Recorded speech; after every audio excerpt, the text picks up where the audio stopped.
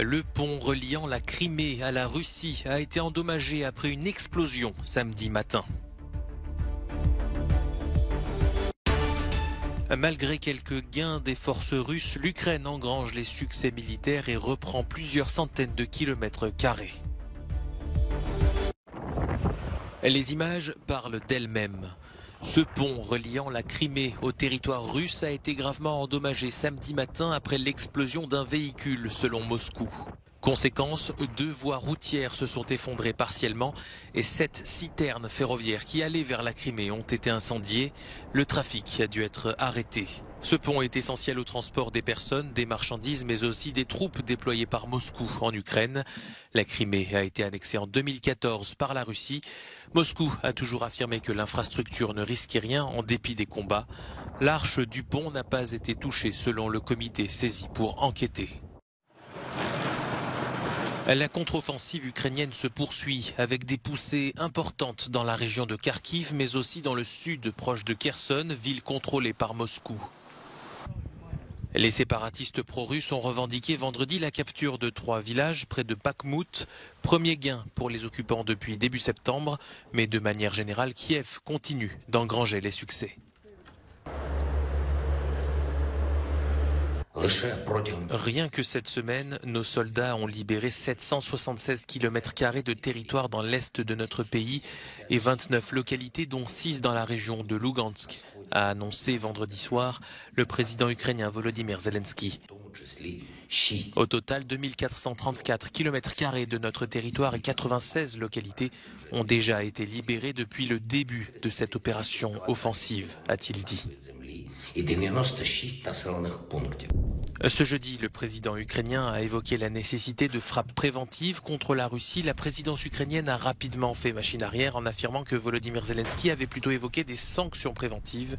Il n'en fallait pas plus pour que Moscou accuse Kiev. Volodymyr Zelensky a appelé ses maîtres occidentaux à lancer une frappe nucléaire préventive sur la Russie, a déclaré le chef de la diplomatie russe. Par conséquent, cet homme a prouvé que son régime était une menace, ce qui justifie l'opération militaire spéciale lancée afin de neutraliser ce régime, a dit Sergueï Lavrov.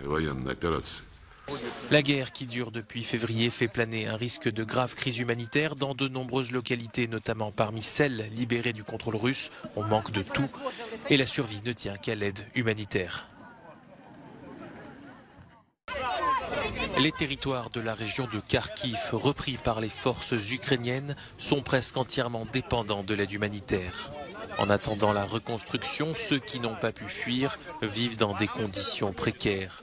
Selon l'ONU, jusqu'à 73 000 personnes ont reçu une aide alimentaire dans la région. À Izioum, la situation est dramatique selon le porte-parole du Bureau de la coordination des affaires humanitaires de l'ONU. À Izioum, il reste environ 8 à 9 000 personnes. C'est une baisse par rapport à sa population initiale d'environ 46 000 personnes. Et ceux qui restent sont complètement dépendants de l'aide humanitaire pour survivre. Les marchés et les magasins d'Izioum ont été détruits ou sont fermés. Les familles se rassemblent sur la place principale de la ville pour échanger leurs biens et des fournitures pour répondre à leurs besoins essentiels. Selon les estimations de l'agence onusienne, environ 140 000 personnes vivent encore dans ces zones récemment libérées, tandis que d'autres choisissent de fuir. À Kupiansk, plus au nord, les combats sont encore fréquents. La ville abrite 4 000 personnes contre 28 000 avant la guerre. C'est une grande première. Le Conseil des droits de l'homme de l'ONU a voté la nomination d'un rapporteur chargé de surveiller la répression des opposants en Russie. La mesure a été votée ce vendredi par les 47 États membres du Conseil réunis à Genève. 6 pays, dont la Chine, ont voté contre. Monsieur le Président, depuis des années, nous assistons à une détérioration continue de la situation des droits humains en Fédération de Russie qui s'est accélérée au cours des derniers mois. Les récentes lois draconiennes visant à étouffer les médias indépendants et les organisations indésirables, les sanctions sévères pour quiconque remet en question le gouvernement ou encore le grand nombre de personnes arrêtées dans le cadre de manifestations constituent quelques exemples récents d'une politique de répression systématique. C'est la première fois que Moscou est visé par un texte concernant la situation des droits humains à l'intérieur du pays.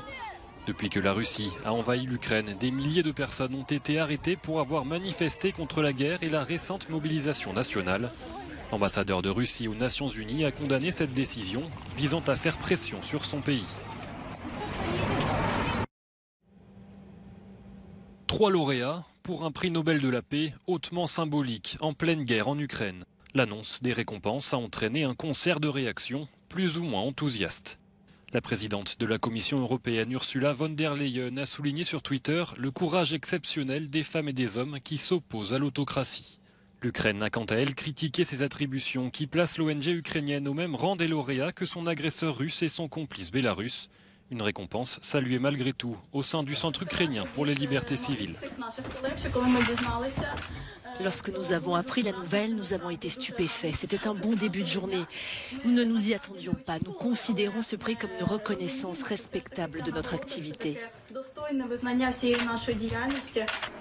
Parmi les lauréats, le militant et opposant bélarusse Ales Bialiatski. Le comité du prix Nobel a appelé à sa libération, lui qui est emprisonné par le Bélarus depuis juillet 2021. Sa femme a déclaré dans un message sur Telegram qu'elle était heureuse et fière de ce prix inattendu qui est une récompense pour son travail acharné. La chef de l'opposition bélarusse Svetlana Tikhanovskaya a demandé la libération sans délai de tous les prisonniers politiques. Ales Bialiatski est en prison depuis maintenant plus d'1 an. Il souffre beaucoup dans les cellules disciplinaires de la prison. Mais il y a des milliers d'autres personnes qui sont détenues en raison de leurs opinions politiques. Du côté russe des lauréats, dans l'ONG Memorial, symbole de l'opposition au régime de Vladimir Poutine, cette récompense est accueillie comme un signe de reconnaissance du travail réalisé. Ceci pour nous, c'est un signe que notre travail, qu'il soit reconnu par les autorités russes ou non, est important. C'est important pour le monde, c'est important pour les gens en Russie. L'ONG Memorial avait déjà été récompensée il y a 13 ans, c'était en 2009. Elle avait reçu le prix Sakharov du Parlement européen pour son travail sur les exactions commises en Tchétchénie. L'Union européenne essaye de trouver la voie commune pour contenir la hausse des prix de l'énergie. Mais les différences persistent et se sont faites ressentir vendredi à Prague lors du sommet informel des 27 chefs d'État et de gouvernement.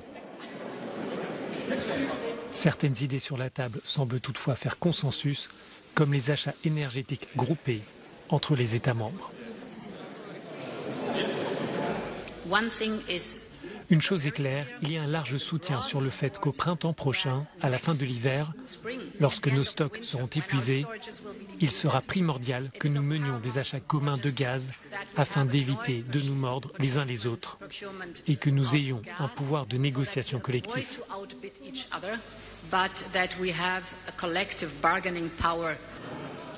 En revanche, les fractures sur un plafonnement des prix du gaz demeurent. Pour afficher leur unité, les dirigeants français, allemands et néerlandais se sont présentés ensemble à la réunion. Toutefois, Berlin préfère une solution au niveau du G7 afin de diminuer les prix et de ne pas mettre en danger les approvisionnements. Nous soutenons le plafonnement des prix du gaz si cela ne menace pas la sécurité des approvisionnements. Car si nous sommes dans un marché mondial, en concurrence pour le gaz naturel liquéfié par exemple, si notre région dispose d'un plafond mais pas les autres régions du monde, alors nous serons tout simplement à court de gaz car personne ne nous vendra du gaz. Ce sommet était aussi l'occasion pour l'Allemagne de préciser son plan de 200 milliards d'euros de soutien pour aider les entreprises et les citoyens. Plusieurs capitales estiment que ce dispositif risque de créer des distorsions au sein du marché unique. Le chancelier allemand a voulu minimiser les critiques. Si l'on regarde autour de nous, on réalise que ce que nous proposons est en fait à mi-chemin d'un certain nombre de décisions que de nombreux pays ont prises il y a quelque temps. Les dirigeants de l'Union se retrouveront dans 2 semaines. Ce prochain Conseil européen sera le rendez-vous pour essayer de trouver un accord sur la réforme du marché de l'énergie dans le but de diminuer la facture. La colère en Argentine après des affrontements jeudi soir lors d'un match de football opposant La Plata à Boca Juniors. Après des échauffourées survenues en dehors du stade, la police a fait usage de gaz lacrymogène rendant l'air irrespirable. Un supporter âgé de 57 ans est décédé d'un arrêt cardio-respiratoire. Le chef de l'agence de prévention des violences dans le sport a annoncé que ce drame ferait l'objet d'une enquête.